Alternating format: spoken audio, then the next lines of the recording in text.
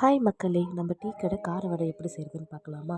கடலப்பருப்பு ஒரு 3 மணி நேரம் ஊற வச்சுக்கோங்க. அதை அப்படியே மிக்ஸி ஜாரில் எடுத்து போட்டுக்கோங்க. பட்டை, லவங்கம், சோம்பு இது 3ம் ஒவ்வொரு ஸ்பூன் மிக்ஸ் பண்ணிக்கோங்க. 2 வரமிளகாய் போட்டுக்கோங்க.